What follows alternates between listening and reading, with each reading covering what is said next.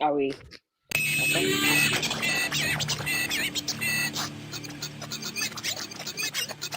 Tag show.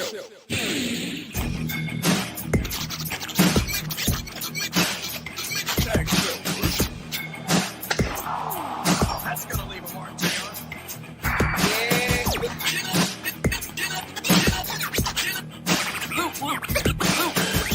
That's really sweet because I'm in the speed.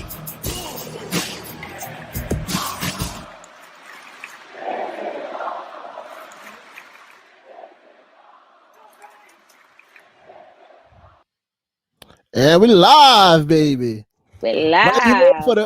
for the Backlash recap between the Mixed Tag Show and Wrestle Wrealm's own Brian H. Waters, Dwayne Allen, Miss Jenna, baby. Thank you for joining us. I should have been the. What do you mean? Thank you for joining us. Is this not my show? No, it's not your show. We're not doing this again. We just got here. It's just I'm just like, thank you for joining us. Like, is my name not on this podcast? You're part of us. Oh, you're thanking them for joining us, right? Yes. Oh, this is funny because I always hear y'all bicker back and forth when I'm watching your show. So now I get to like get a front row seat. Get front row seat of it. I'm nervous. It's my first time. I'm like, wait a minute. Is he? You got caught in the crossfire. No, because he shows out. So you know, especially in front of I said us. Like company. So I just see. I'm treading lightly. I'm like, wait a minute. Let me sit back. I don't. Man. You see how she treat me? Like I'm saying us, and I still got in trouble. Like I still get in trouble. I said us. I don't know, because you said thank you for joining, and I'm like, it's my show. Like I'm gonna your join. Show. Like, it's your show. We're not doing not in front of the company. We're gonna handle this. No, we'll handle this afterwards. Yeah, we handle this afterwards. Okay. Thank you guys for joining us. Us. Thanks for having us. me and him. Yeah. You guys, it's very appreciated. Thank you so much. Hey, thank you. I appreciate it. I'm ready to have fun. Let's get this party started. Yes, indeed. See, they putting us to shame. Like Brian H got the titles in the background. Dwayne is out in space somewhere. Hold on. Hey. Wait. Hold on. Wait, hold on. Are we bringing out titles? Yeah, because you were talking all that. So there we go. Okay. I love it. But I still got Sasha's side plates on it. She's not the champion, so but it's right. She's always my champion. She's always my champion. Are you getting Bianca's? You know what? I don't know if it's on the shop yet. Is it on the shop? Because I haven't checked. Yeah, I haven't checked, but I usually wait for side plates to go on sale. Yeah, so I'm not about to spend $100. Whatever. I'm not about to spend $100 on some side plates when we get a nice little sale.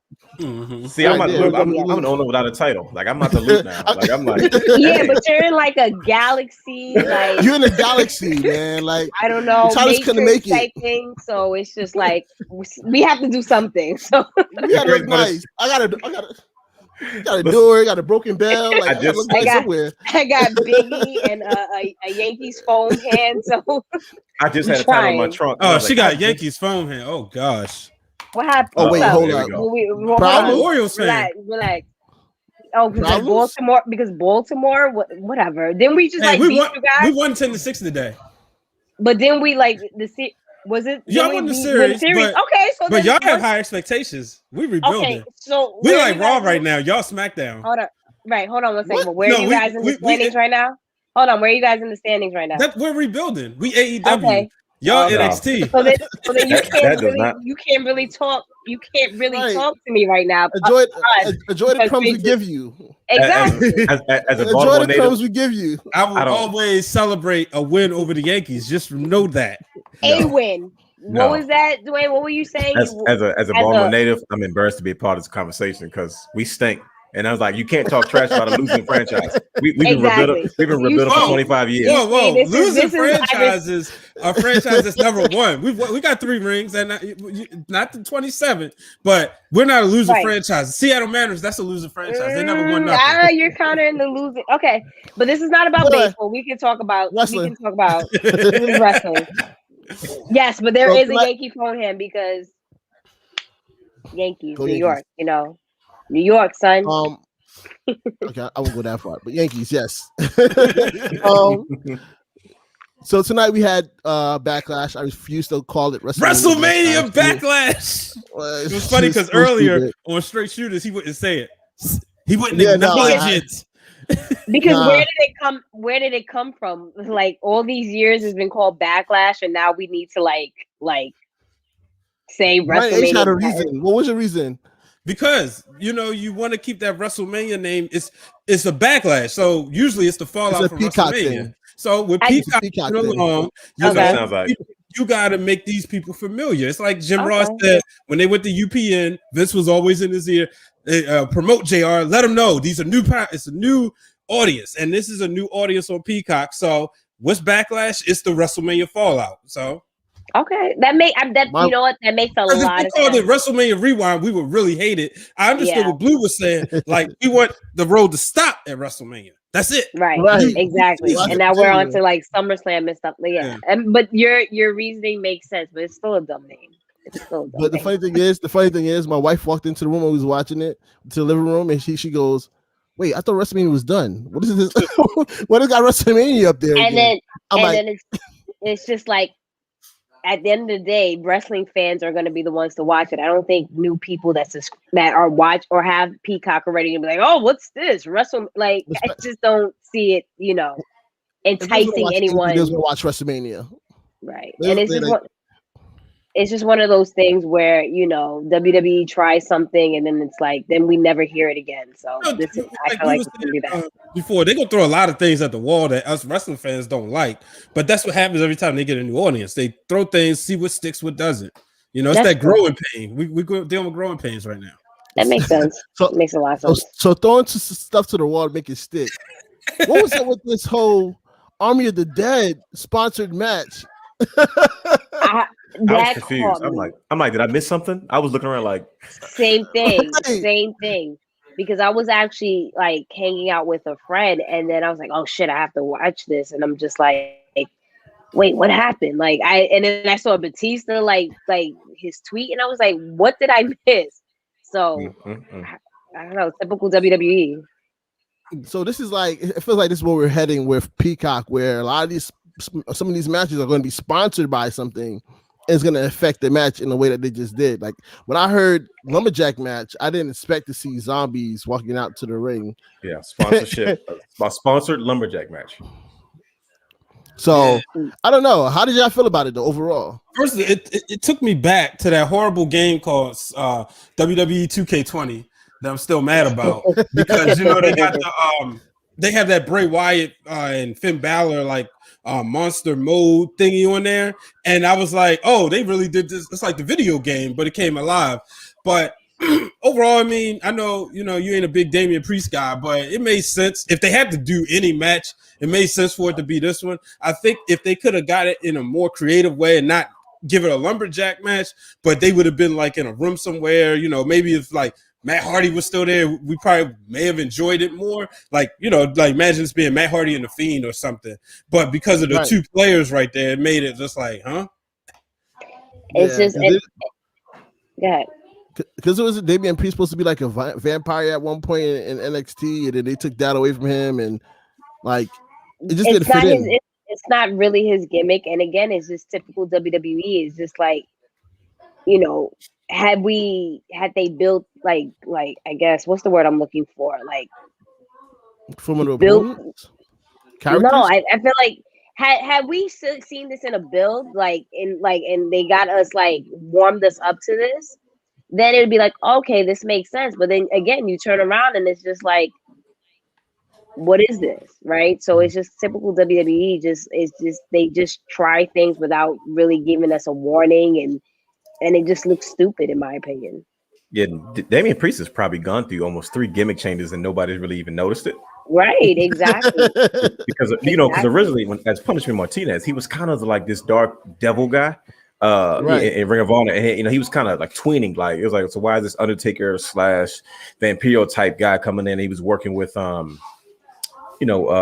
forgot his name, Kevin Sullivan, and it was just like, he was doing that rehash gimmick from almost 30 years ago, and then he got to NXT, and he was kind of like this, kind of like nightlife playboy type dude, You know, he won the North American NXT American Championship in a high top tub with the ladies, and then it gets there, and then all of a sudden they kind of transform into this Archer of Infamy thing that we're not really exactly sure what it is, but what it is, right. But he's big and he can work, and he's a new face, and that's kind of WWE's logic. But you know, hey, this is the season that WWE's in. They're in complete rebuild mode. You know, this season's in professional wrestling, and you know, for us seasoned wrestling fans, we've watched these patterns over the years. And if it's been pretty obvious to me since WrestleMania that they've been in complete rebuild mode. It's like, okay, this is new star season. We got to start either taking established stars and putting them in front of a new audience and putting them in new situations, or we got to take these new faces and we got to build them to be, you know, kind of guys and girls that we're going to invest in going towards the future. So I think the pay-per-view overall revolved around that.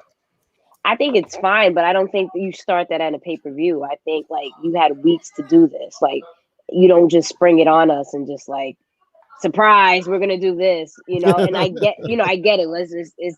Let's build up stars and build up different characters. But you again, like a random pay-per-view and there's no warning. I think that's right. I don't know. It's just it's typical WWE at this particular point. So.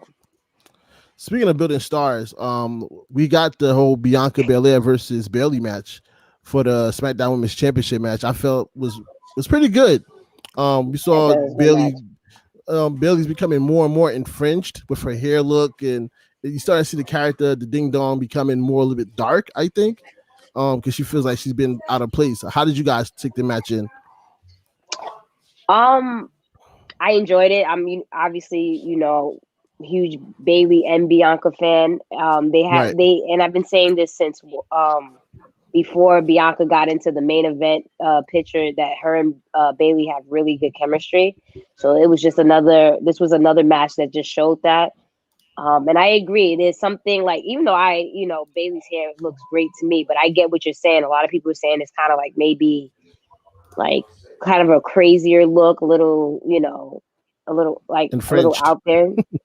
Okay, sure. Yeah, that's the word if you want to use. But yeah, no, it's just I enjoyed it. I definitely, but obviously the ending was a little bit weird to me. So I feel like this is not over. It just kind of sucks in the sense of, okay, Bayley and her will probably have another match, but then again, who's up next, right? Because I would think they'll probably do Sasha and her run it back for SummerSlam, or maybe even try at WrestleMania. I don't know. But I just feel like, what do we do? Like after Bayley, who's up next? So that's my only thing in regards to this whole feud. Yeah, I think Bayley has shown to me she's such an old school talent in regards to her mind and her approach towards the wrestling business. I've noticed that it doesn't matter what situation you put her in. She's not the type to complain because she's not in the one situation that makes her look amazing. Like she wasn't booked at WrestleMania, right? But she was booked in this backstage role based off this gimmick or this character that she's been developing since she's got away from the hugger gimmick, and she shined in it. And she shined for sure. And it's like a lot of wrestlers these days will complain, "Oh, I was in the top spot, now I'm not there anymore. I should be there now." But it's like, well, when we watch so many old school things, like I've been watching all the A&E biographies. I remember the biggest issue Stone Cold Steve Austin had was he said, by the time I got older in age, there was no new stars for me to go against. So you can't do Rock and Steve Austin 1,000 times. You need to build up new talent to kind of say, okay, cool. Now they're developed enough. I need new dance partners. And that's what I saw with Bayley and Bianca Belair. Like Bayley's a top talent. And now Bianca can get in these programs. Because at first she wasn't in those conversations. It was almost a 4-woman conversation, maybe 5. It was always about Sasha, Bayley, Charlotte, and Becky Lynch, and then you have Asuka. You know, if it wasn't revolving those 5 women, you did not see them in any major matches. Then it's like we've seen all those women kind of go at it, and we've seen some of these stories play out. Now we're building up a new one, and now it's like, okay, Nash, she gets to have a run of the gauntlet, and we can also revisit that same concept in the other women's title match later on. But that's what I'm saying now with Bianca Belair, and she needs those wins. She needs that rub. She needs those stories. And like I said, like Jenna was saying, I think this isn't a one-time thing. I think this is her chance to say, okay, let me work with Bayley And hopefully, as I'm seeing, Bianca has delivered, and it's going to elevate her as a top talent. So when it's somebody else's turn, they can keep creating women superstars, and they don't have to have these conversations about give women a chance and give them more time, because they'll be seasoned, they'll be ready to go, and they're all extremely young. So that's the best part about what I saw tonight. Definitely between Bianca and Bayley tonight. Yeah, I agree. Basically with everything y'all said. I'm looking forward to seeing where they do go next. I think maybe there's a throwaway match with Carmella in the works as we get ready for Money in the Bank. I know Hell in a Cell is next, so it will probably be Bayley again. That's weird. That's another thing that's weird. So that's another thing. Like this whole Hell in a Cell thing coming up this early in the year, I always liked it better when it's around Halloween time. Like towards the end of the year, closing out feuds, get ready for Royal Rumble. Like that was where Hell in a Cell like flourished. So to put it in the middle of the summer, it just seemed very awkward. And I was telling Brian H earlier, is like I'm not a big fan of these gimmick matches as pay-per-views, like the Money in the Bank and so on and so forth, because it takes away from the specialty of those matches. So now you're gonna force a Hell in a Cell in the middle of the summer where there's not even any real feuds going on right now. Right. So what's being closed out? Listen again. It's with WWE. It's like you don't know where they're trying to go with these things. And I was with my friend and I'm watching it and I see Hell in a Cell June 20th. I was like, what? like what's going on here? So I don't know. I don't know where they're going with that. I have a question. Do you guys think they're buying time until the fans come back or something? Because it seems like a lot of this stuff is rushed. And I'm like, what are you guys just trying to kill time and keep people entertained until you guys can get fans? Because there's been some changes as far as, public interaction now. And do you guys think that has anything to do with the situation? I was thinking that, because I saw earlier this week, or I guess last week, that apparently fans, they're aiming for July 16th in regards to having, audiences back and whatnot. But I feel like isn't Hell in a Cell pay-per-view that you want fans at? It's not. I would say, okay, well, maybe, they're doing that because they're trying to gear up for Money in the Bank and SummerSlam and all these different pay-per-views. But then I'm like, but Hell in a Cell is, I don't want to say a huge pay-per-view, but it's a pretty popular pay-per-view, significant, exactly, that you want fans at. So I don't know. I'm confused again, with the June 20th thing. And again, I agree with you, Blue, in the sense of like, I find that's the type of pay-per-view that goes with Halloween because it's like that creepy, scary type thing. So I would don't start. Do not start. Don't do that. Do not. But to your point, I hope somebody made a comment. I hope this means they're gonna bring Halloween Havoc to around Halloween time. Yeah, I said that on Twitter, but they right now Extreme Rules is penciled in. It was your tweet, yeah. Yeah, but they might switch it. I mean, I know that's been an NXT thing, so Halloween Havoc, that is. They did the little thing around Takeover. So but if it's been an NXT thing, it's just like, well, how does WWE just swipe that? I don't know. It just NXT doesn't matter to WWE. They take things all the time. They pay no acknowledgement to it. Yep, this is the first time we ever did it on WWE. Forget what we did at NXT. So what's some other things that stood out to you guys tonight? Lashley, man. Really? Oh, go ahead. I'm sorry. The triple threat match. I'm shocked, it's a happy shock that he still is the champion. It's representation matters, as we always say, and it's nice that they're still rolling with him. So I was definitely for it. No, I really enjoyed the match. I kind of liked him going away, getting thrown away for a bit, and then at the last minute coming in to get the win. You really see it, like we mentioned this. Dwayne mentioned this on the Wrestle Wrealm Now podcast, that you seeing Lashley get this run, and this is the pattern, and to see him get a singles victory over Drew and Strowman, and then beat both of them. I think this is huge, and we're getting the Lashley run that perhaps people wanted years ago. So, yep. Yeah. But it is the thing, like you was talking about, surprised to still be a champion. With him being the champion, it's kind of like you taking it as a win every time, because by him being a black WWE champ, it feels like any given time they can take it away from him. They can, exactly. So when Cena and Orton had their runs, you knew, okay, they're not losing this one. But Lashley, every time he defends that championship, it's like nervous. Okay. Yeah, wait for the okie doke. Exactly.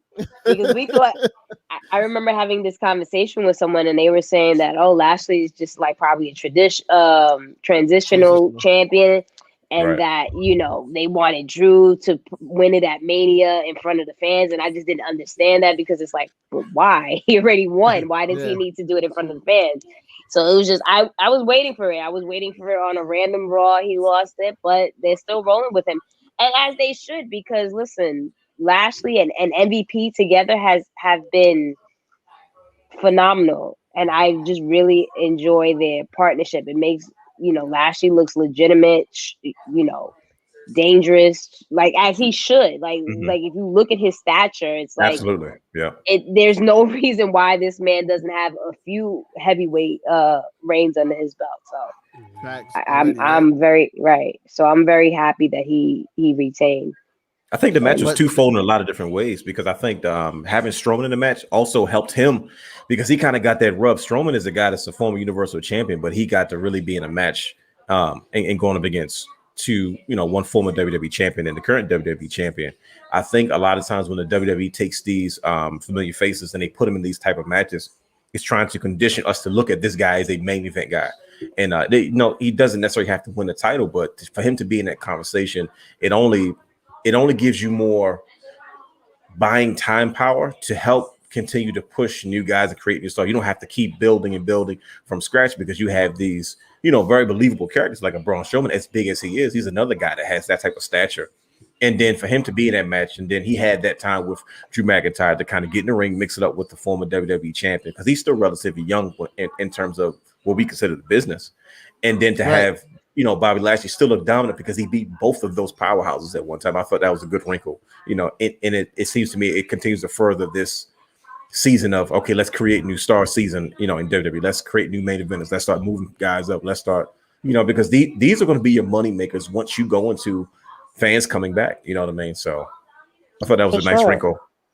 Yeah, and on top of going with what you said, because I remember watching wrestling, right? Specifically in the 90s, you just had multiple options in regards to heavyweight or main eventers, right? So you want to build up multiple guys like Lashley, Strowman, McIntyre, and whomever else. So it doesn't become stagnant at the top, right? Exactly. So you have formidable challengers and champions. So I definitely agree with that. Amen, indeed. That's big facts. But with that, is like, who's next for Bobby Lashley? Because as we've seen with Raw hasn't been really developing much contenders for any of their champions. To be honest with you, coming from the tag team titles, the women's championships, to Bobby Lashley's title, he's been dealing with Drew since February. We're in May, and most likely they're gonna make him either have him go against Braun Strowman or Drew at Hell in a Cell. So it's like, when do we start developing actual threats for Bobby Lashley to look even stronger going into SummerSlam for the match I've been waiting on against Brock Lesnar? That's the writing team's fault, man. Because the crazy part is, you don't have to do that if you provide strong enough stories that last a long time. Where that's we've watched wrestling for a long time. There's more than one story than just a title contender, title holder, right? We've seen guys that have been and girls that have been champions and have had complete feuds that have had nothing to do with their titles. For these spaces where you may not have somebody else available, you have to build up somebody. You could be killing a situation with a good, legitimate storyline. Why don't you revisit some of the stuff with the Hurt Business?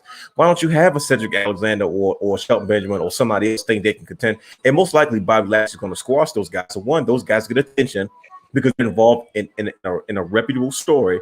Bobby Lashley looks dominant as champion. It's almost like I have to take care of this bump on the road until I can find my next contender. Who's next in line? But it's like everything is, it's like you guys, it's so stagnant. It's so A plus B equals C in black and white. It's like, man, you guys aren't developing enough stories. Tell me, like, we have that with Roman Reigns being as the head of the table. The focus has not been on who's going to challenge Roman. It has been the story that they have developed for this one guy. But you mean to tell me you got all those people backstage writing these stories and you got one story for one guy? That's probably the best story in all of professional wrestling right now, outside of some of the stuff in other promotions. The Kenny Omega stuff, and like it or love it, it's something different. It's a story. It's not revolved around who's going to carry the title, but it's around the superstars and their individual stories. I'm waiting for a Bobby Lashley story. What's his individual story? Not just he's dominant, he won the belt, now he won the belt. Now you don't know where to go with the guy because he just beat two of the biggest behemoths on the roster, and now he left. Where do you go from here? Yep, and this is ever since what's his name, AJ went back to Raw. It's like AJ is a legitimate, main eventer, right? And it's just okay, but you've had him like again in the tag team, division or mid card, and it's like that's someone that you can see. Okay, well, let me have him challenge. It's believable, right? And I outside of Drew, Braun, AJ, I can't think of anyone else that will look like, I can challenge Brock Lesnar. I mean, Jesus Christ. Take your time. It's been a long day. Take your time. It has been. Bobby Lashley and be like, that guy can beat him and they win. Did. His name was Jeff Hardy, but he just lost to Jinder Mahal. And I love Jinder, don't get me wrong. But it's like but Jeff Hardy, like you have to he's been missing. This is not Jeff Hardy of the last time he won the WWE Championship in like 2010 or something. Yeah. 9, I believe. So I'm not looking at Jeff Hardy right now. That's the guy that's gonna beat Bobby Lashley. That's the threat. That's fair. That's the threat. No, I'm not. Yeah. If you want to do gender, cool, but you got to build it now. You got to build it, exactly. That's the perfect time to wake up Kofi and say, "Look, man, you never got your title shot. It's time for like Xavier Woods. Like, hey, man, it's time for you to go get your belt back. We can forget about those tag team titles right now." But that's the problem because they're still talking about the belt. That it's always going back to the title. It's got to be something that's more to talk about than the title. Give me something fresh. So until you can, because while you're buying, if you give people a good enough story, and we watched it with Roman, no one has counted how many times who has contended for the Universal Championship since he's had it. Because we've been more focused on how he's been treating his cousin. We've been more focused on his relationship with his relationship with Paul Heyman, and then Paul Heyman's relationship with his family. And why we sitting there going through the timeline of history, like, man, this all makes sense because he did work with the Wild Stones back in the day. And all that time, guess what? Who challenged for the Universal title? Nobody. Yeah.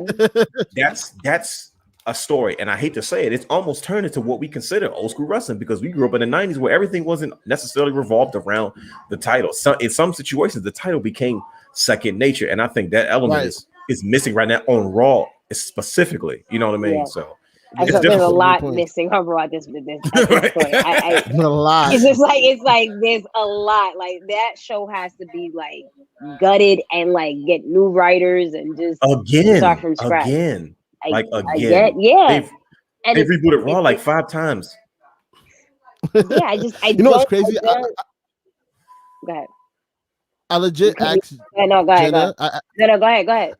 No, go ahead. No, it's fine. This is great. I like you guys. I legit be asking Jenna like on Mondays. On Mondays, I ask Jenna after Raw is done. I ask Twitter like, should I watch Raw? And I constantly just get told no. I'm like, I just set yourself up for that. Dog, when they gonna say no. Twitter gonna say no. I'm not missing anything at all. Like, imagine that. Watch. The group tells me no. Right. Nobody tells me like it's literally nothing to watch on Raw. Basically, I'm gonna tell you tomorrow. Just because. Nah. Yeah, just because. Just let him sit through it. Like just 3 hours of like y'all made me waste my time. Waste that man's time.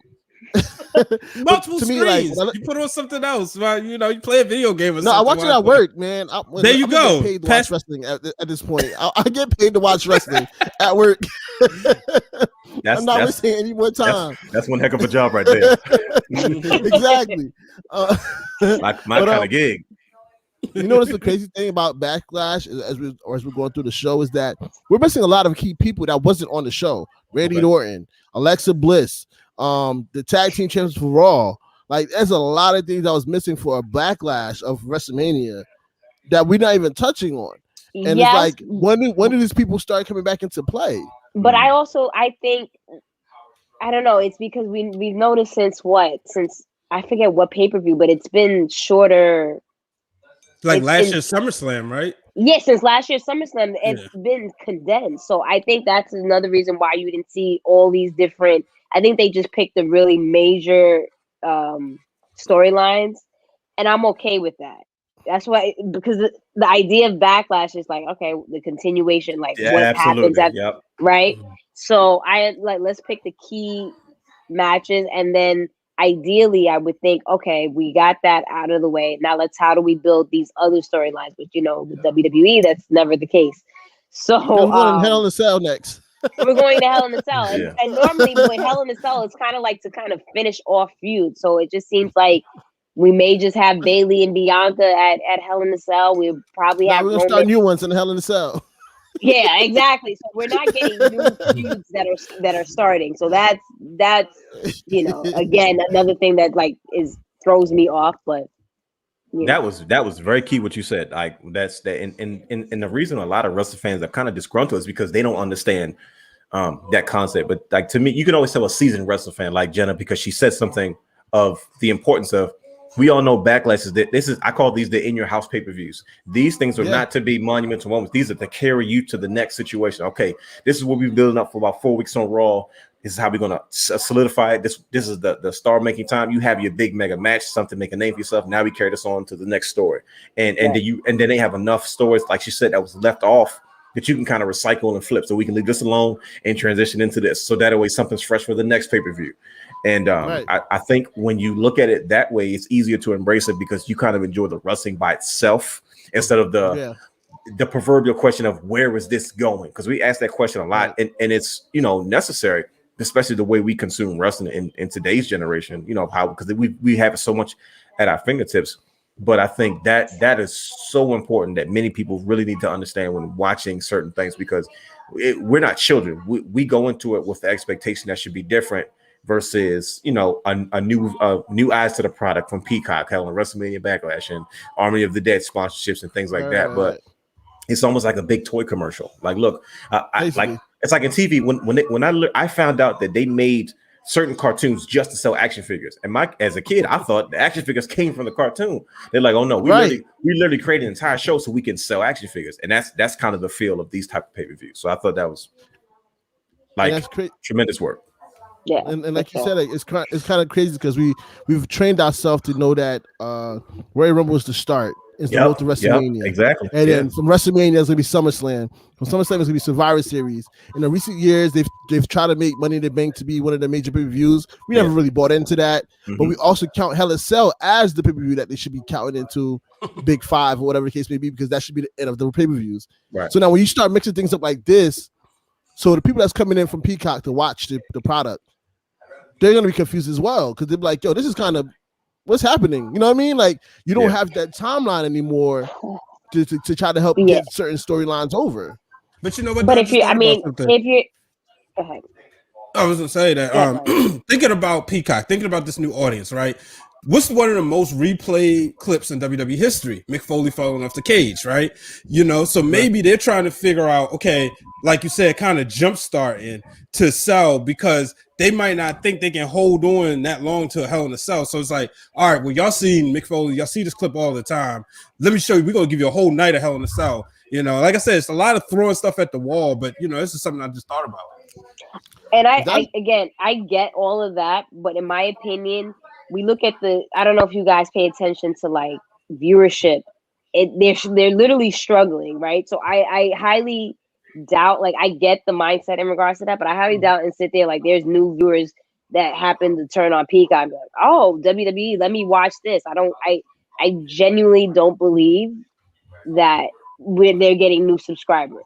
If anything, WWE's losing subscribers because people just have tuned out when it comes to wrestling. It's not what it was back in 2016 or 2010 or 1998 or what have you. So I just think I understand that mindset, but I just don't think that's it's smart business because at the end of the day, they're not bringing in new people. They're not. And ratings reflect that.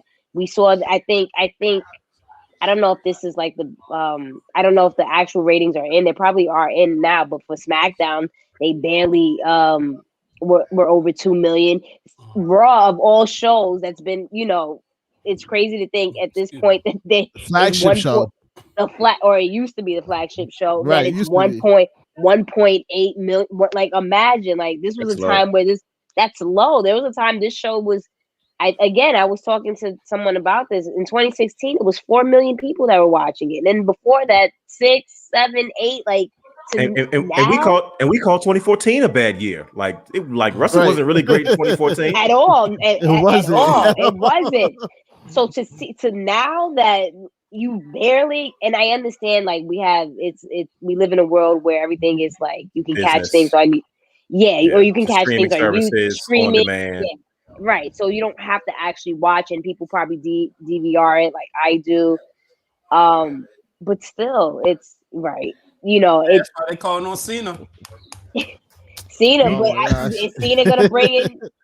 Is he gonna bring back 2 million, 3 million? I don't know. He gonna bring in the viewerships from Wipeout. That's what you're gonna do. Because Raw's wiping out every week. There you go. Right, facts.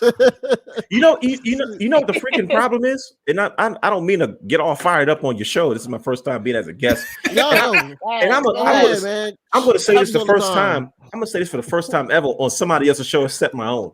You know what the freaking problem is? It's Peacock. I do not like WWE Network being on Peacock. I do not like it. I don't. No one likes it. No one likes it. When you freaking turn on Peacock and you see WWE is not the network, it's a section. And if you're not paying attention to that section, first of all, it's a lag, it's a delay.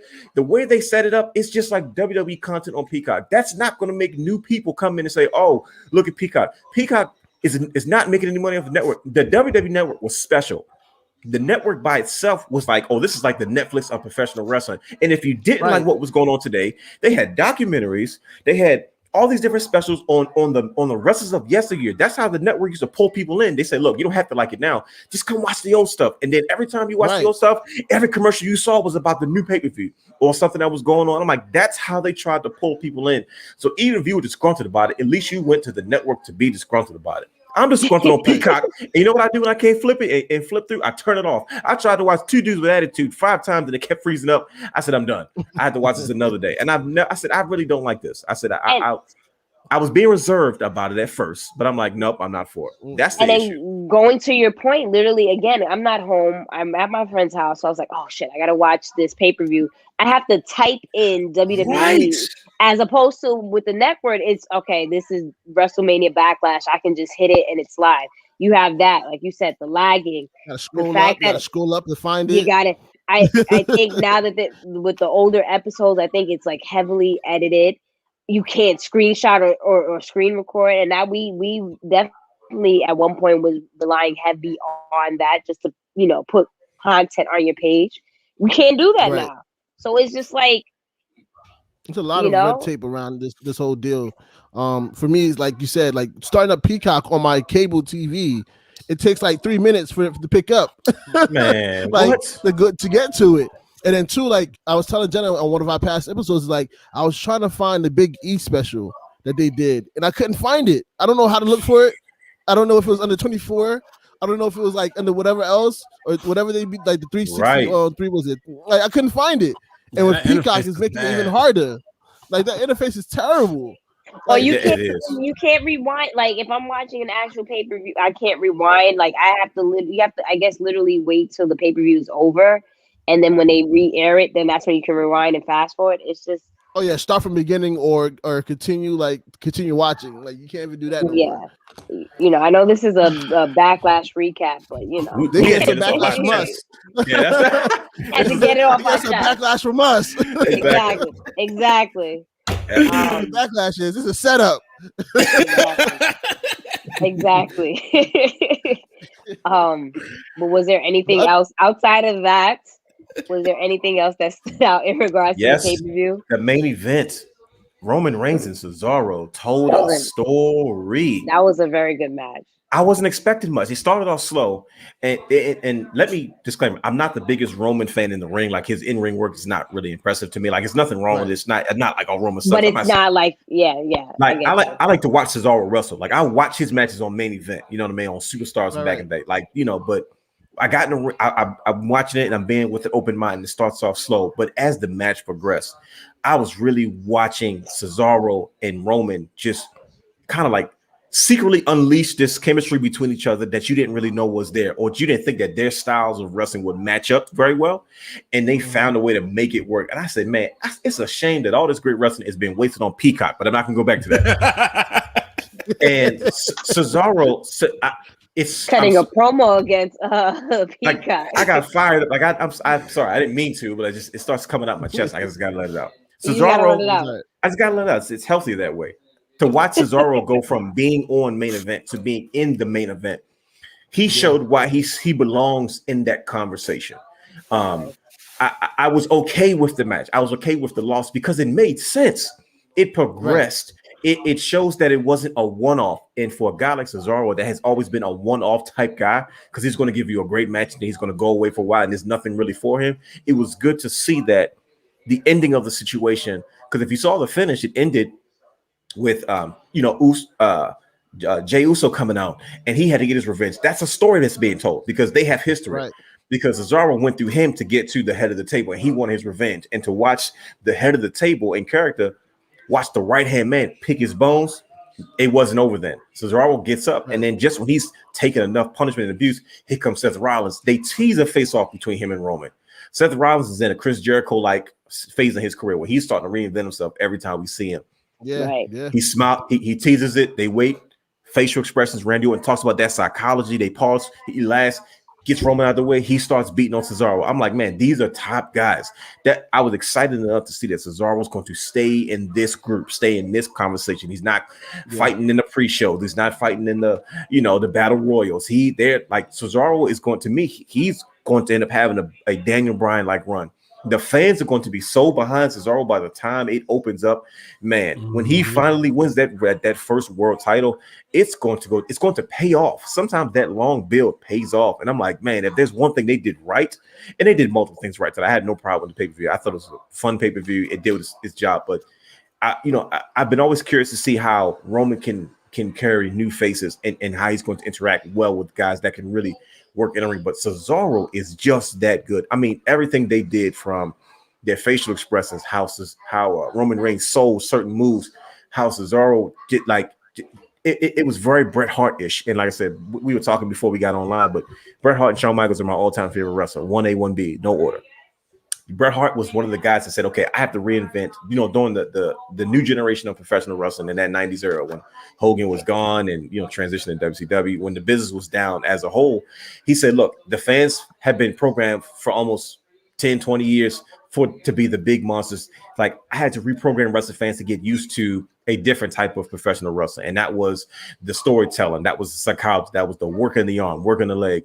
And for us, we loved it as kids. It may not have drawn a lot of money, but the business was down. That's not on him.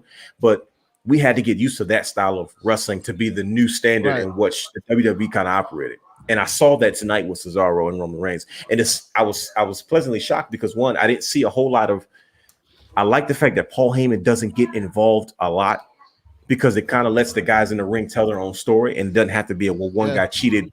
They showed Cesaro being bested by Roman Reigns in a way where Cesaro looked strong, where the way that he beat Cesaro, it took that to take out a gladiator like Cesaro. And that's how he went out. And then for them to come and pick the bones afterwards, I said, man, so Cesaro was in for a huge face run. I mean, I was like, man, this was really, really good. And especially for us older wrestling fans, you want to have those small moments because we don't get them often because we're older. We're not kids, But to have those throwback moments, man, it means the world to someone like myself, and I'm sure it meant the world to a lot of other people that have been Cesaro fans or fans that it showed that you could still have that style of wrestling match and still be able to draw because you had your big name and they wrestled two completely different styles, but they found a way to make it work. That's the ultimate professionalism in this, especially in a WWE match. I mean, I've not seen much wrestling that was better than that match in the last month, 2 months, whatever the case may be, from any other promotion or around the world. So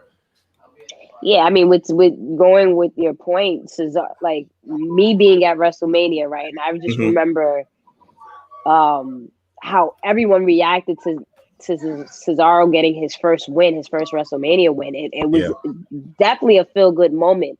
I would love to see him. Like you said, I think they're building him up. Like a lot of things WWE does wrong, but with this, they're building him up really, really good. And like you said, it was a really good match, two different styles, but it worked. And it just shows like the constant professionals that both of them are. And I agree. Like, I'm a huge Roman fan, but I agree in the sense, like, I'm not going to sit here and be like, oh, he's the best wrestler, in-ring wrestler. No, I think it's just the overall package. But Cesaro is actually one of those superstars or wrestlers that can actually wrestle, right? And now the gimmick is coming together and it's everything is like, I'm on board, right? I just don't see, as when you were mentioning in regards to when the fans come back and when, he'll win a world heavyweight title. I don't see him winning a world heavyweight title. I would love to see that. But I just, when I was watching this match, I was thinking about the promo Roman cut. I think it was on Friday or the week before that. And he said, Fox doesn't want to see Cesaro as, you know what I mean? And it's right. It was fucked up, but it's like, you're like, well, it's not like he's wrong. He's not wrong. He ain't telling. Show me the lie. Right. So it's just like, how do you build someone up like that who's got the gimmick now, the wrestling style together, and everything is coming together? How do we as a company build this person to maybe eventually win the title, and then people actually be invested, and he can bring in viewership? Because as it is, we see SmackDown is barely getting over the 2 point whatever mark. Right. So, like, what if Cesaro did win, right? Is Cesaro going to continue to bring in 2.2, 2.3, 2.4, or is it just going to dip down? So that's my only concern in regards to that. But I do agree that, again, it was a really good match. I wasn't that I was pleasantly surprised, but it confirmed that, again, Roman is a top guy. Blue hates that. I know. Sorry. I don't hate it. I just hate how it was handled. I like how it's handled now. I just didn't like the way it was handled before. Whatever. And then Cesaro, he's a really good talent, and I'm very, very happy that he got his moment. I wish he, in another world, I guess he can actually be a heavyweight champion, but I don't think that's happening. So, I mean, in another world, it can happen, with the Forbidden Door opening. But with Cesaro, like we've always said, Cesaro has always been the type, to be in there and do what he needs to do. There's no surprise about that. That's why Cesaro's section's been working, and everything he's been touching is in golden touch in terms of tag team title, mid-card titles. But like Jenna said, when it comes to the heavyweight title, when it comes to Fox, I just don't see it happening, and that's just it's sad, but it's true. If it was going to happen, it was going to happen when he had Paul Heyman as his manager, but that didn't stick. So what does Cesaro actually need to do to reach that level is the question. Go over to Raw. I was just going to say, does he go to Raw? You know what I'm saying? It goes back to the conversation we had, right? Maybe that's one of the stars you need to. And Bobby and him had a match, right? I'd be okay with that. I'd be okay with that. Yeah. Bobby and Cesaro. So that's probably be to go to Raw. Sometimes you build up a guy to be a top guy just to switch him. Yeah. Right. Yeah. And Brian said something earlier when we was off air that actually made sense. Is like we was actually watching the main event together, and he's like, "Yo, they picked the right guy at the wrong time." Oh, that's so cute. You're watching the main event together.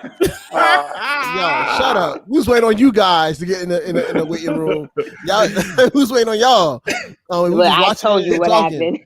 I know. I'm just joking. But yeah, like he said, it's the right guy at the wrong time, and that's what it really is. Like Cesaro in the past could have probably pulled it off, but right now, when all this money's on the table with Peacock and Fox and everything that's surrounding WWE right now, this is not the right time to take a chance on somebody like Cesaro. Yeah, especially in rebuild mode. It takes time though. When you look at the rise of someone like Stone Cold Steve Austin, that it happened. He became Stone Cold Steve Austin officially in '96, right? The explosion didn't happen until '98. You know what I mean? Yeah. So it just takes 98 time. or 97. Well,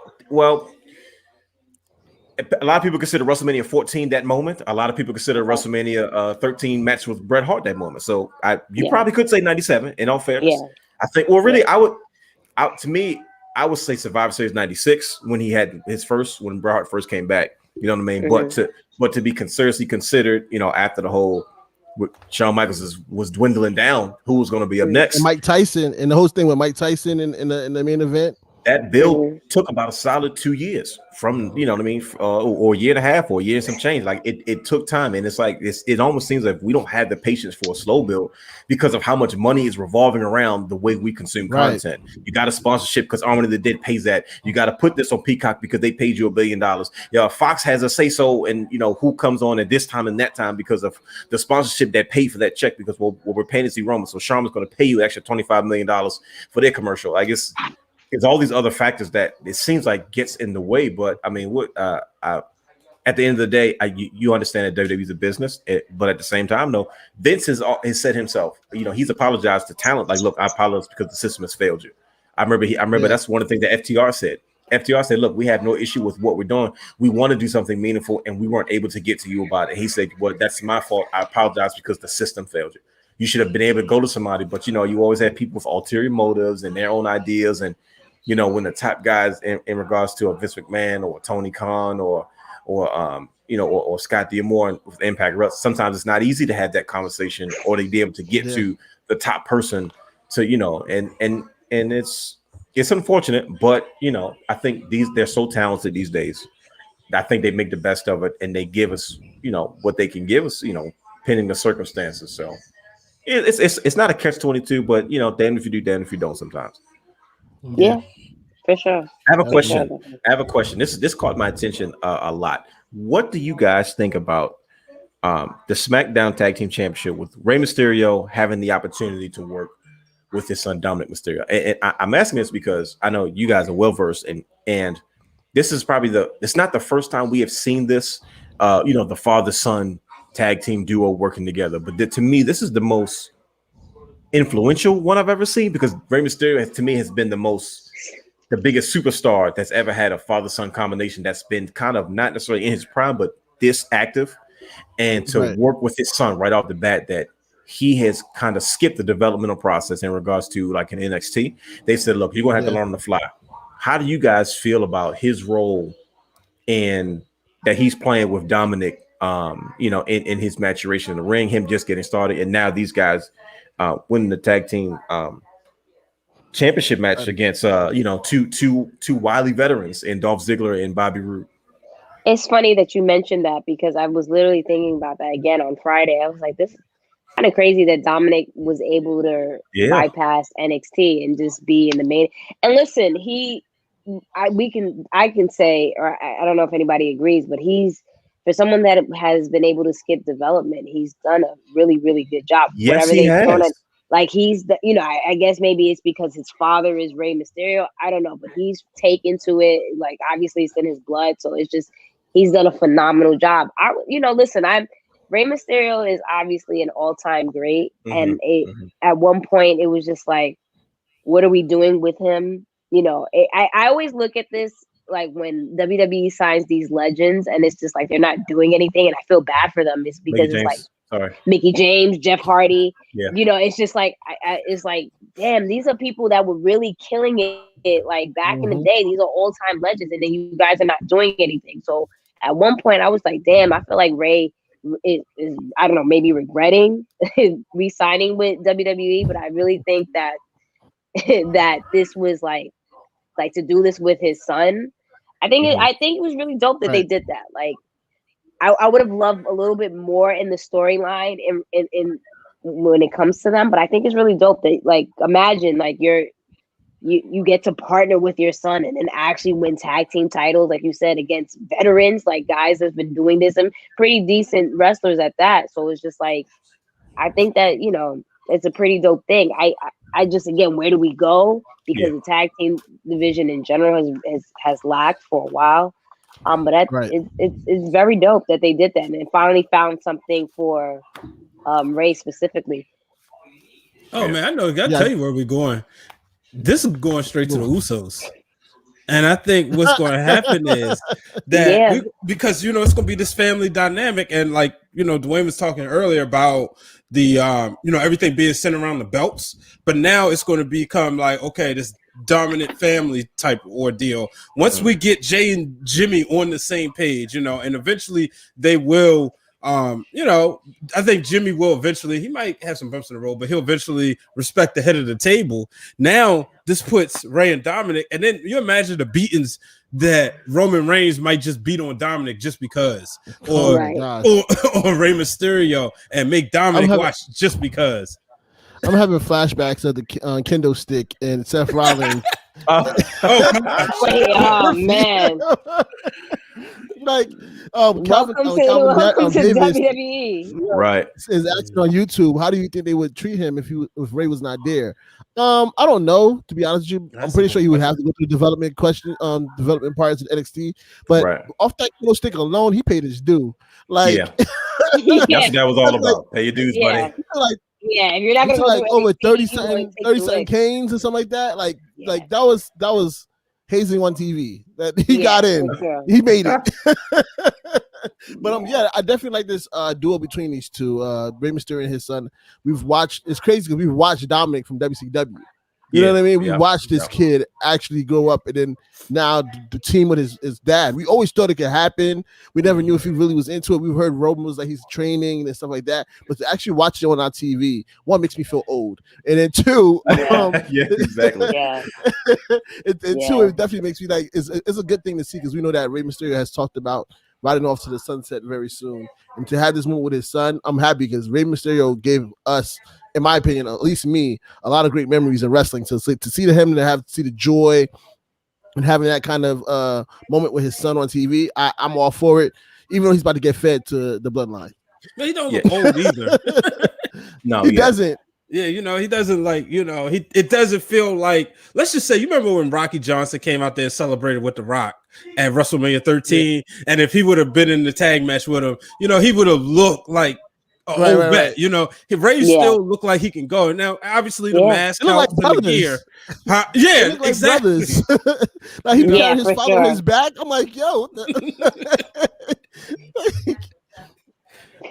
For sure, definitely. Now, what better way to learn the business? You know what I mean? Like we talk about when I finally was able to watch the Two Dudes with Attitude special. On the WWE, we gotta. I was able to listen to this, and trust me, it's all natural. I got a chance to watch Kevin Nash talk about the dynamic between himself and Shawn Michaels.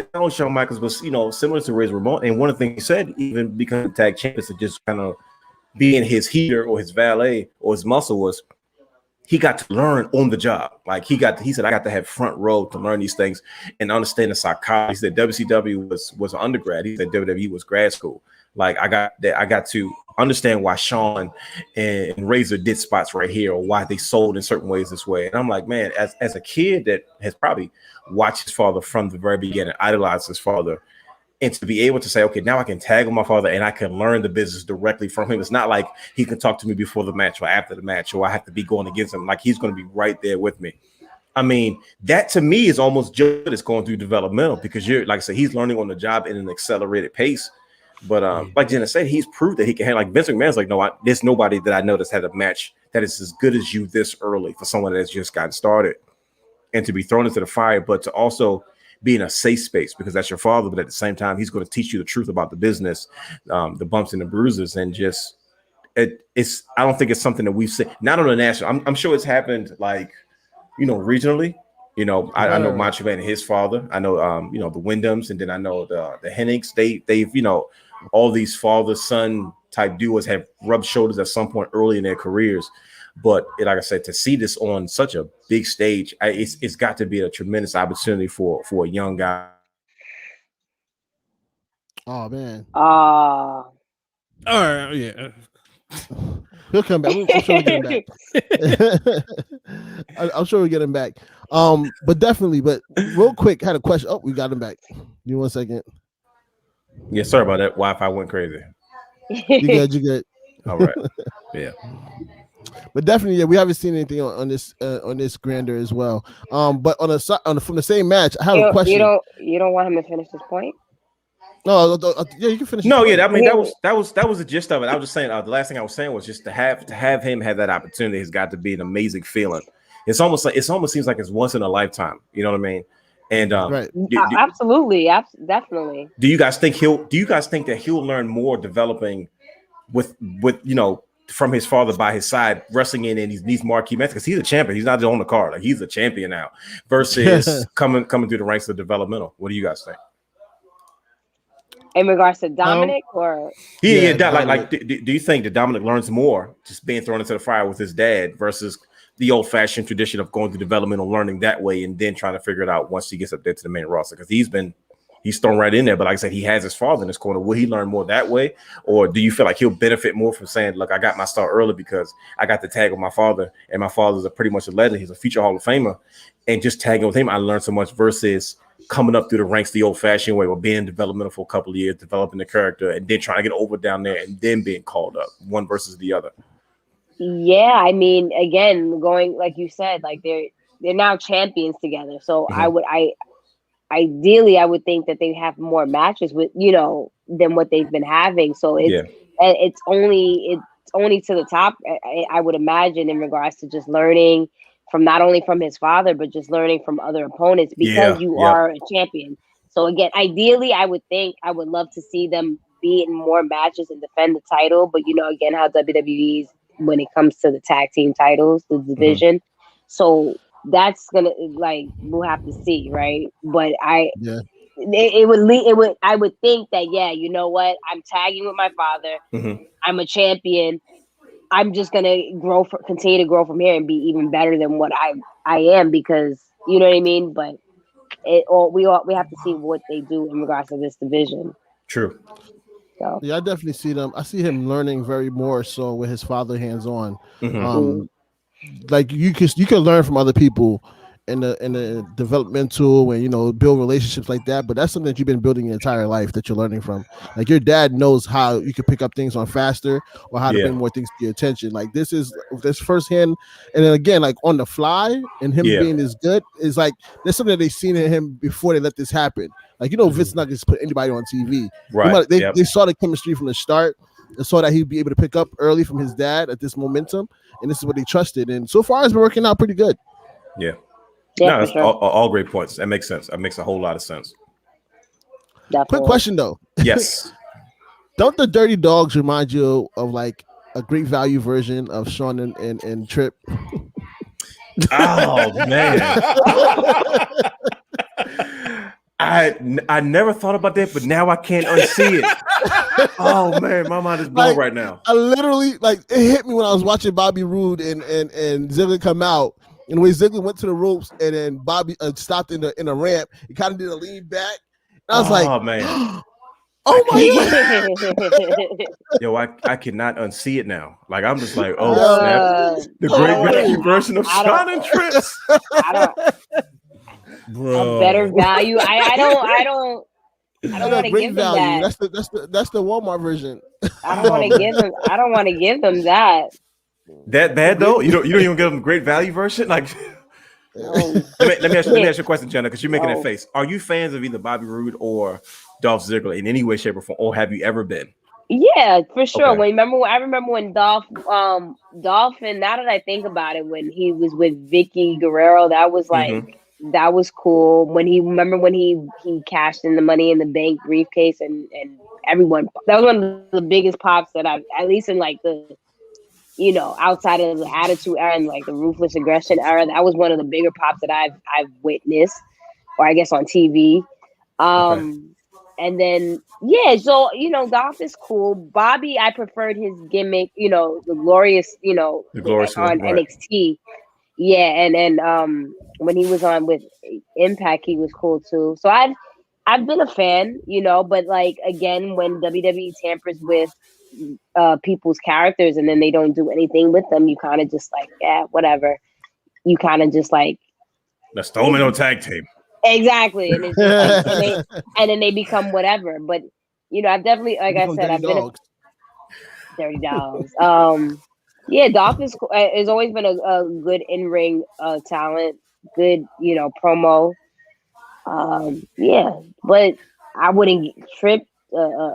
Great value. Trip and Sean, I no. Do you ever think Dolph Ziggler will admit that he has been trying to look like Shawn Michaels for all these years, even though he swears that he's not? I'm not. You know what's a funny thing? I just told Brian this. So apparently, Sean already called them out on it. Sean, I forgot what special he was on. I think it was a Broken Skulls or something like that.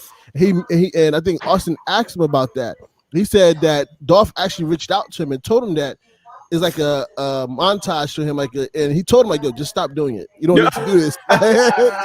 And he doesn't listen. And it's just like, I don't know. You remember when somebody called him out about it? Somebody's cutting a promo on Dolph Ziggler, like, yeah, you just a low budget Shawn Michaels trying to come out here, and I was like, somebody said it. Yeah, I forgot who it was. I forgot what it was. He down to the freaking super kick. Sweet music is like. The gear, I'm like, here's the thing. Gear, the gimmick, everything. The ponytail, everything. Everything. I'm a Shawn Michaels connoisseur, so even down to his gear. So like, he tries to switch up and mix Shawn Michaels runs together. Like, so when he started winning the finger gloves, I'm like, okay, this is just early Heartbreak Kid Shawn Michaels, like fresh off the split from Marty Jannetty. Because I remember I wasn't a huge fan of him until he changed around WrestleMania 10 when he like really began to change his gear and his gloves and stuff started to match. And I was like, Dolph Ziggler, you're not fooling anybody, buddy. But he swears like, oh, it's a home to Shawn Michaels. And Shawn Michaels is like, no, stop that. He told me stop. He's still doing it. I don't know. Shawn Michaels is more of a fan of Adam Cole than he is of Dolph Ziggler. Definitely. I think he seems more in Adam Cole. Especially being down in NXT, I feel like especially you get to work with someone often. I can see that, but at this point with Ziggler, you can't. It's like you can't teach a new old dog new tricks. Right? It's just like he's just gonna do it until he retires. That's it. That's the thing. Just gonna ride it out. Like, look, man, I'm already here. Let me just ride this one out. That's right. And the crazy thing is his little brother is trying to act like him, which makes it even worse. Isn't that crazy? he's acting like early Dolph Ziggler on AEW. I'm like, wait a minute, what is he doing? This is not a good progression. Yo, is it Ryan Nemeth, right? That's his name? Yeah, right. Yeah. I said, wait a minute. He looks like Dolph Ziggler back in like 2009 or 2011, whatever it was. And I'm like, okay, so like he's giving up. I think it's hilarious. And I think he's doing it on purpose, but I could be wrong. Maybe. Or clearly it has to be because like clearly you guys are not creative enough to come up with your own gimmicks. Like it's almost blatant on both ends. Like we know you copy Shawn Michaels. It runs in the family. Your brother. You guys just a bunch of plagiarizers. People get kicked out of school for that. Mm-hmm. Exactly. Speaking of NXT, Rhea Ripley defeats Asuka and Charlotte clearly by pinfall. Let me just stop right there for a second. I say this every time Asuka and Charlotte Flair are in this conversation. The match they had at WrestleMania, whatever it was, Brian, which one was it? 34. He always knows these things. The gist is. I thought that year. Listen, every time I just kick it to him, like and he just fills in, and I keep it going. That match they had was got a whole booklet on this. Look, there it is. Look, I wish I could do. I wish I could do that with Blue. He's just like, oh, give me. Shout out to my wife. I Google it. Yeah, I Google it. You said what, Brian? Shout out to your wife. What? Yeah, she just brought this home one day. It was like, hey, had this at school. I think you might like it. And I was like, oh, it's a WrestleMania activity book. So she bought you that activity book at the book fair? Is that what just happened? No. Tell the truth. Did she have the book fair at school? She bought you a book? Bro, know there hasn't been a book fair in a couple years because of COVID. You didn't say what year she brought it home. You just said she brought it home. Well, you gotta look at the cover though, because the cover looks fairly new. So show the cover. Show the cover. On it. Okay. All right. So this was right before. This is 2019. This is 2019. Yeah, that was like 2019. Yeah. Sure. Okay. That's fair. I apologize. But I'll say this. That match they had at WrestleMania 34. I said, man, that arguably is probably the best match on the card. To me, they showed what two experienced women can do. One is Charlotte extremely talented, and Asuka extremely talented and extremely experienced. I said, man, they really put on what I consider a top level wrestling match. Not a women's match. I mean, one of the best wrestling matches I've ever seen that I enjoyed. Now you have a former NXT that they're trying to, as Mick Foley say, strap the rocket to in Rhea Ripley. How do you feel about Rhea Ripley kind of coming up and now taking on, once again, it's the same situation, and I mentioned it before with Bobby Lashley, Strowman, and Drew McIntyre, where she's taking on two of the top competitors at one time, beating them both. And it's like, okay, on one hand, you say, shoot, that's going to make her look really, really big, because who beats Asuka and Charlotte in the same night, in the same match? But then on the other hand, you can say, well, wait a minute, they're too heavy, they're two big players. Why not take your time and do one feud and a second feud and go from there? So instead of one off, now you got to pick who you're going to beef with. Okay, well, most likely she's going to go back to beefing with Charlotte. You know what I mean? And then Asuka's kind of left in the mix, but Asuka can be pretty vicious. She always has been. And usually in years past, that's not something she would take lying down. So what is your perspective? Like I said, we all know they're in build new star mode. So what is your take on Rhea Ripley, who obviously they're shining new toy? We got Bianca on one side, we got Rhea Ripley. They're the ones they're going to go. They're the next generation of, okay, these are going to be our top guys for the women's division, to go with the 4 horsewomen, to go with the Oscars, and then everybody else that kind of fills in between. Where does she fit into all this, and how do you feel about her having such a monumentous win over two major players like Asuka and Charlotte Flair? I feel that it was bound to happen, because me and Blue have this conversation often on our show, in the sense of, with Asuka, she's probably one of the most decorated champions ever. Yes, in the world. Yes, in the world. But at the same time, it's like she deserves so much more. Obviously, when we look at her reigns, whether it's, she wins a title, but it's outshined. Nothing afterwards. Yep. There's nothing afterwards. Like when she won the Royal Rumble match, what happened? Ronda Rousey came out, so it outshined her win. What happened when TLC in the triple threat match in was it 2019? No, 2018. And 2018, and then what happened? Roman and Baron were fighting in the crowd. So it's always been like, Asuka, or even when Asuka got the Raw Women's Championship, like, she won it, but it was outshined by Becky announcing she's pregnant, right? Yeah, you're right. Wow, that's bad. I've never thought about all the stuff you said right now. Right? So it's just like, ever since she's been on the main roster, she's always been an afterthought, even though us as fans know what her worth is. But to WWE, it's like, she's been an afterthought, even though she's been given all the accolades. Yeah. So it's just like, we already knew that Asuka wasn't going to win this title. And then with Charlotte, it's like it was cool back in 2016 and even 2017, where it was just like, maybe Charlotte might be the best women's wrestler. Maybe. I as a Sasha Banks fan, no. But it was like, they drilled that into our head where, she's the best, this, that, and the third. So that wasn't really argued, right? But now, as of late, right, people are just getting tired because of so many of her opportunities that she's gotten. So it was like, I didn't see Charlotte winning immediately either, right? So the other option would be Rhea, right? So I feel that it's a good move, like, it's different, but again, it just goes back to what our whole conversation, this whole show has been. Okay, we're giving you this title, but who's the next challengers, and who we're gonna build up. So not only do you look like a strong champion, but who can actually take the title off you that's not Asuka and Charlotte?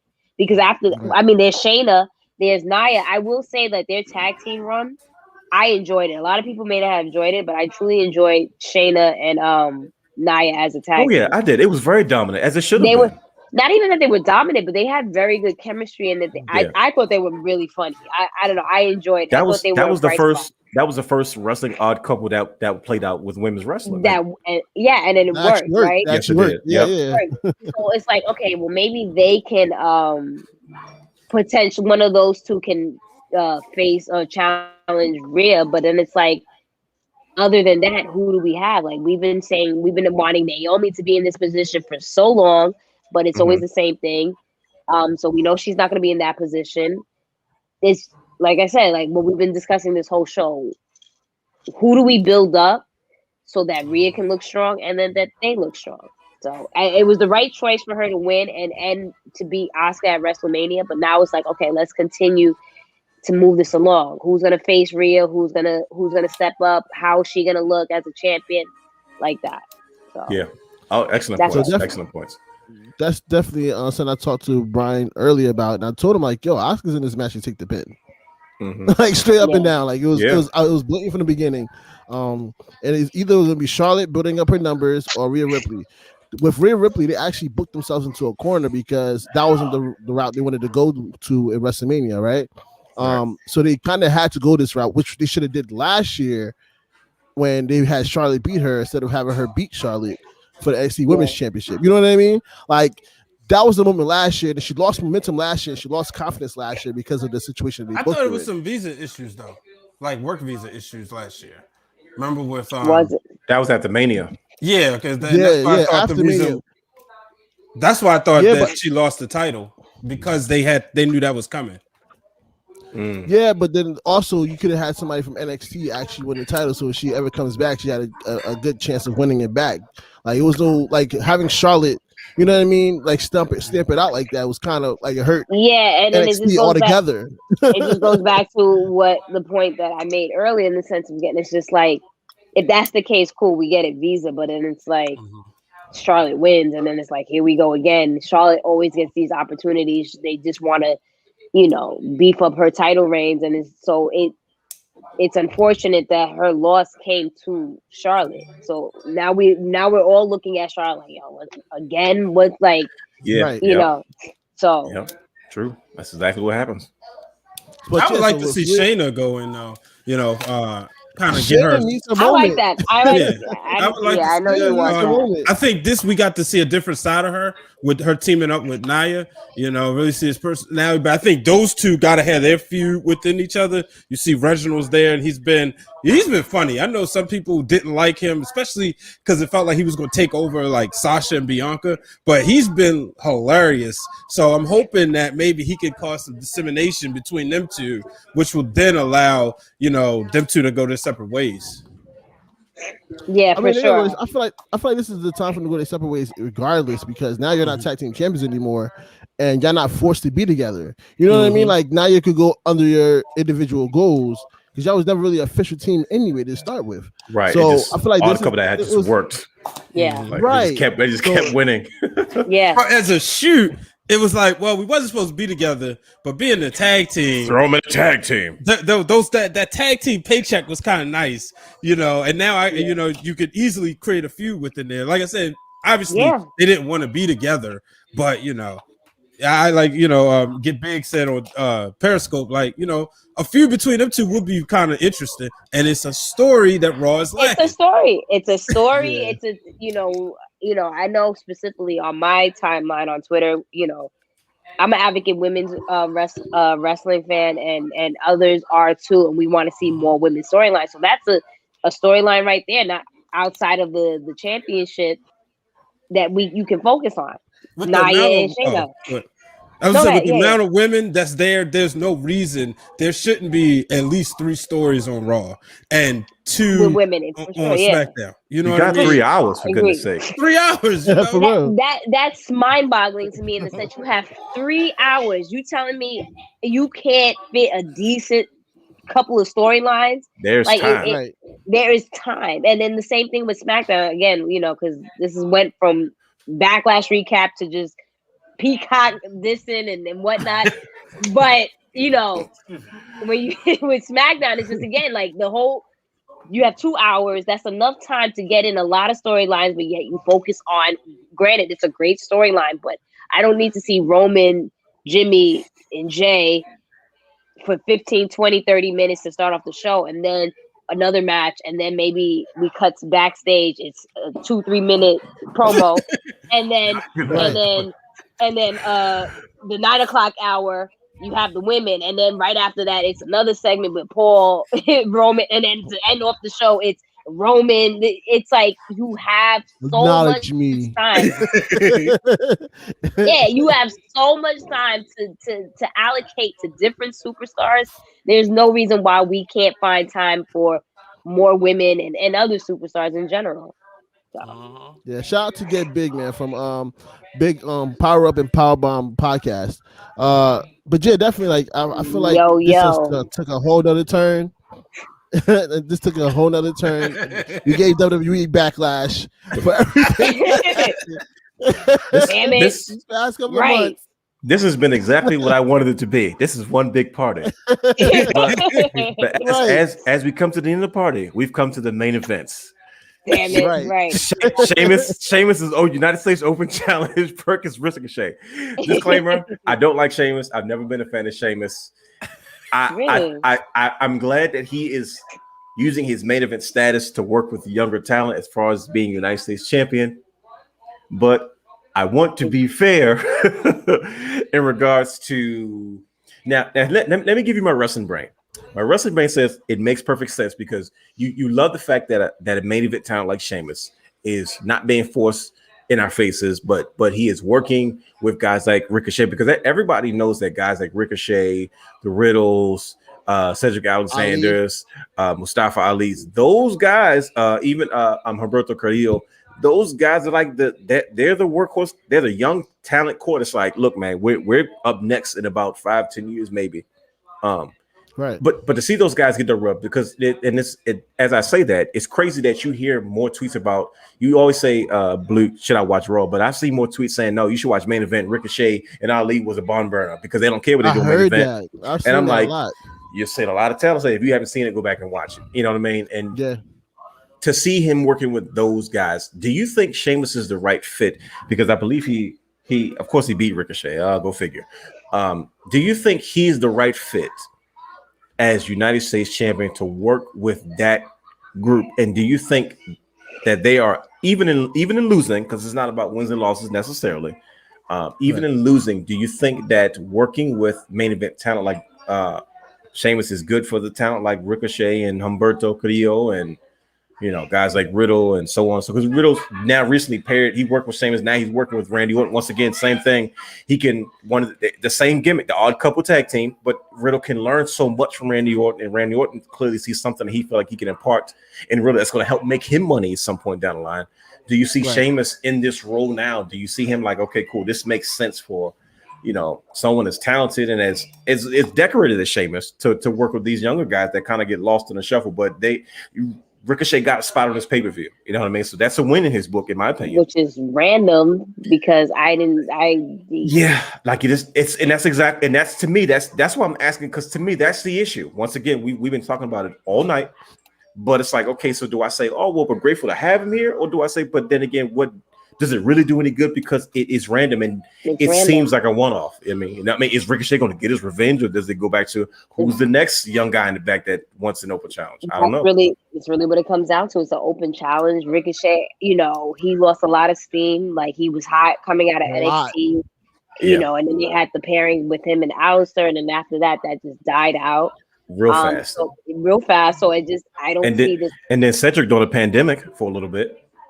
Yeah, so I don't see anything. I don't see anything coming from that. But I do like Sheamus in that role. Again, like I don't know if we will see him again in like the main event, like you mentioned, him being that type of talent. But working the mid card and working with younger talent. But again, if you're gonna work with younger talent or mid carders, it's like, okay, how can we put? If these are the next crop of superstars that are supposed to get, bigger within the next 5-10 years, how do we put them in that position now so they can perform well? And then, because again, with Ricochet, going back to Ricochet, it's like, there's no reason why at this particular point, Ricochet is not one of your biggest stars. He sucks on the mic, but he's personable. It's easy. It's an easy character. He's just like that whole superhero. He was the superhero. Isn't that what WWE's always been about? So it's just like he can get over with kids. He has a great he's easy on the eyes. So it's just like that's someone. I'm not saying like, oh wow, but he's easy on the eyes. And I did like we gotta take you out now. No, I'm kidding. But he came to on my shoot job. I seen him with 6 kids. Like, he's great. You know what I mean? Yeah. Like, people like him, Braun, Alexa Bliss and Nikki Cross. Like, it wasn't just I got to do this. Like, Ricochet was sitting there playing soccer with kids. You can market that. You know what I mean? Like, he could be your next Make-A-Wish guy. Yeah, right. For sure. I mean, I don't know if it's because he's not a big dude, like, because he's pretty short. Like, I think he's like 5'6" or whatever, and that's Vince like big dude. He's little. Yeah, he's a little dude, so maybe that might be a thing. But it's just like, I don't know. Like, that's one guy who could at least be a top mid carder for sure. There's no reason why he's not on top of that particular part of the division. Right. So it's nice to see Sheamus working with these younger talents, but where does it go? Is Humberto Carrillo is he gonna be, next big thing? Is it gonna be Ricochet? Is it gonna be Riddle, even though he's working with Orton right now? It's just like, what does it do for these people? Yeah. So great point. That's are they buying time for Keith Lee to come back and take the title like he's supposed to have? But is Keith Lee a mid carder at this point, or is he should be in the main event? I don't know what's going on with him. Is he injured, or did Vince send him back? Or I've got conflicting stories, and it's all dirt sheets, so I don't know what's what. What do you guys know? All I know is that man is trying to get married. That's all. I know. I was under the impression that he was pushed too soon, or he got thrown into the fire. And Vince is just like, he's not ready. He needs more seasoning. And that's the last I've heard of it. And not in a negative way, just that Vince was very critical of him because it was the expectation was really high. And they're like, look, I see you have the talent, but it's frustrating me because you don't know how to put it together yet. So now I got to send you back down because I was ready to invest in you. And now I have to switch up what I was doing because you're not ready. And I know we've heard a lot of previous or former WWE superstars speak on Vince kind of evaluating talent that way, and we kind of touched on it a little bit with Dominic Mysterio, you know what I mean? Right. But they're kind of being careful and they're pairing him versus a Keith Lee that was kind of thrusted into that spot, and then it was kind of like we didn't know what his look looked like, we didn't know who he was going to be, he didn't know if he wanted to be kind of debonair, we didn't know if he's going to be dominant, because you don't want to have all your black guys look the same. You're big, you're black, you're mean, you're dominant. It's like, no, we got one of those. We had it in Mark Henry in one way, but now we have it in Bobby Lashley a different way. Keith Lee doesn't want to be, a certain type of stereotype. Same thing with Big E. Doesn't want to be, I'm big, I'm black, but I don't have to be this way in order to be dominant all the time, right? Yeah, but it's like, okay, what is Keith? I am limitless, and I talk like I'm reciting a sonnet, and it's like, wait, so who is Keith Lee though? You know what I mean? And that's the question I ask when I see any new superstar. Who are you? And usually, if you can't. No, go ahead. No, go ahead. By all means. I was. The thing is with Keith Lee, we knew who he was in NXT. Like, absolutely. Yeah, and that's the thing. But the thing is that him coming up to Raw hasn't necessarily changed in that sense. The only thing that really changed was the music, his gear, which I didn't know if the man was wearing a skirt or whatever the case, but it was a very good impression. It's just we already know who I felt we knew who Keith Lee was, and even when he came up to Raw, I thought he. But again, I'm not the CEO or the owner of WWE. I personally felt he was doing a good job, but again, I don't know. Without saying too much and not overstepping boundaries, it has nothing to do with Vince right now. Okay, fair enough. All right, Mr. Dave Meltzer. Okay, heard you. Sorry, let me not bring that name around here because don't bring those don't bring that juju on me, Bobby. Right? Yeah, we gotta get rid of that type of name out here. Yeah. Oh, definitely. Like Keith Lee is Keith Lee has a great future ahead of him. Blue's holding back. Look at him. He's holding back. Like he's like, but he has a great future ahead of him. He's very good in the ring. Like we said, we've seen what he can do in NXT. And is he a mid card? That's a good question. He might be just good enough for the heavyweight. We don't know who's gonna go next for Bobby Lashley until he needs to go face Brock Lesnar. So that might be his next step. You never know. Correct me if I'm wrong. I know Vince was looking for his next black superstar. Did he not push Lee before he pushed Bobby? Correct? Like really like that? Yeah, he did. That's what I was thinking. I just want to make sure my timeline was correct. Yeah. Like Lashley stepped in kind of in a time because Lashley didn't lose for a while. He was undefeated since I want to say October. So going into the heavyweight title match, it felt like it was kind of pegged for him anyway. So I don't know if it was a little step back from Keith Lee, and want to build that up for those two later on down the line. But yeah, it was Keith Lee first, and then Bobby just stepped in out of nowhere. It was like dominating with the U.S. title. Yeah. After his program with Drew the first time, right? I think that was not Backlash, but it was at one of them pay-per-views. And if I'm not mistaken, Bobby didn't get pinned when he lost the U.S. title, correct? No, it was supposed to be, no. Yeah, he was. Yeah, it was John Morrison that took the pin. Yeah. It was supposed to be Keith Lee with the title win, but they just put in Matt Riddle at the last minute, or Riddle. Yep. Bro. Right. Anything else to close out this Backlash from anybody? Man, I'm gonna say I had a blast. I appreciate y'all bringing us over. Jenna, Blue, I love everything you guys really do. Like just even the intro. Like I pop for the intro. This is you guys know your stuff. This podcast is really like top. Like everybody does this, but not everybody does it with the level of intellect and experience and knowledge and really unbiased, because you give your opinions, but you're fair. You know what I mean? So right. I'm biased when it comes to Sasha Banks. But other than that, are you biased when it comes to Ricochet? No. Just asking.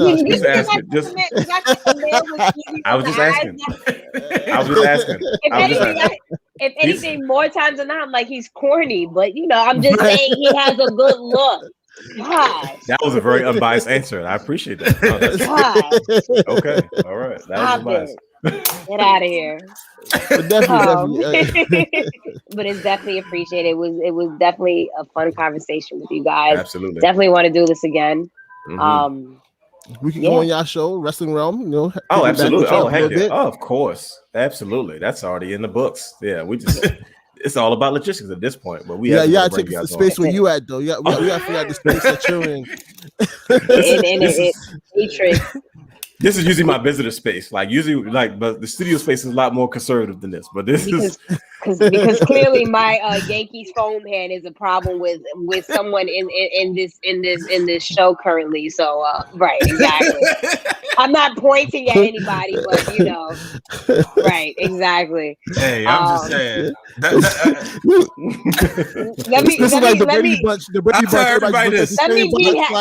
Let me be happy that New York sports is dominant currently. Give me that. Let me just. I want to see the Knicks go to the finals. Let's go. Let's go. I would love a Lakers going over in 4 against the Knicks. You're not making the playoffs. Why are you talking? We're in a playing game. You might not even make I'm a Lakers fan. You're still not in the playoffs though. We don't have a team. You don't you? Well, you the DMV area. No. We're not in the DMV. We in Baltimore. You got the DMV is anywhere you can get in a train. That's Lower Maryland, DC, Upper Virginia. Okay, but Baltimore is in what state? See, you tell somebody from the DMV that Baltimore. I'm sorry. You'll get mad. My fault. I'm sorry. You come down here and tell somebody that in Baltimore. They're like, what? I'm sorry, because or even DC. They will tell us. Y'all ain't part of us. I apologize. I'm sorry. I didn't mean to. You saw that like this. But I was like, look, no. I'll stay. I'm sorry. My fault. I have no idea. Yeah, y'all not even in the playoffs. Y'all got to play in to get in. Like, are y'all gonna even win? Fine. Yeah. Ain't y'all playing Golden State? Yeah. That's right. God. And I'm a Warriors fan, and you guys are losing. All we gotta do is win one game, and if we lose that, we play in the second, and then we can win that. Personally, it probably would be better to play Utah than the Suns, but either way, I mean, CP and LeBron in the first round. Yeah, I'm still trying to get used to this whole playing thing. If you're 1 through 8, it should be you're in the playoffs. It makes sense. Yeah. It's just I don't know. I'm not. All I know is the Knicks clinched. No, that's a big deal though. I was like, good for the Knicks, man, because it's been a struggle for a long time. It's been a struggle. It's been 8 years since we've been in the playoffs, and then prior to that, it was just a whole shit show. This is why we always say the Knicks will always be, the team of the city or whatever, because people try to big up the Nets with all these signs. No, we don't care. It's about the Knicks. No, I've seen a lot of diehard New York Knicks fans. Like it's almost separate. Like boroughs apart, but it's like goodness gracious, the Knicks fans are Like Knicks, night and day. Yeah, it will always be the team of New York. Yeah, listen, and it's kind of like if whenever they win the finals, it's gonna be like how the Cubs won the World Series. Yeah. It's gonna be like absolute pandemonium. And I will be there. New York is going to be lit if they ever win an NBA championship. Are you kidding me? Especially fresh off the pandemic. Man, when exactly? We got to put it into the universe. I just hope it's not as long as the Cubs. No, that's what 30-something years. It's practically. Look, I mean, it's been 30, 40 years. The Cubs, you know what I'm saying? Remember, the Cubs, it was like 100 years. So I'm saying, I hope the Knicks don't have to wait that long. It might as well be 100 years. Hey, look, I feel that way about the Orioles. I tell people all the time, I'm a Ravens fan. Right. I'll trade in both Super Bowls to get one World Series win for the Orioles. So, Listen, I need my Yankees to win something too, because it's been since 2009. It's been a while. It's like at least you can say that since 2009. We still in 19. I've never seen it. It was 83. We've been in 19. We still in 19 something. At least you're in the 2000s or somewhere. Like, sheesh. But definitely, guys, it was great to have you on the show. Thank you. Plug in your podcasts, plug in your social media, everything right now. This is your platform. Brian, all right, take it away. So you see right there on your screens, you can follow us individually at Brian H. Waters. Follow him at Dwayne Allen 24. We'll talk wrestling. Me, I'm gonna talk whatever that gets on my nerves that day. And Young and the Wrestlers during the day, of course, and then argue with Blue about whatever we triggered about. But also, you argue with Blue too, because I argue with him all the time. You too? Oh, so it's a family affair. It's a family affair, country. Got it. And follow us at Wrestling Realm on all social media platforms. Subscribe to our YouTube channel. We're on Apple, Spotify, you name it. We there celebrating 10 years. Make sure you check out the Wrestle Wrealm Now podcast, as we tend to have fun each and every week. And then, of course, our latest show, what was it? What was our latest show? It was something about, Dwayne's top 5 belts. His top 5 belts, so make sure y'all check that out as well. Top 5 I got a video game belts. show coming out soon. I think top 5 belts. Top 5 world championships. It was the Winged Eagle. It was the Big Gold. It was the previous generation IWGP World Heavyweight Championship.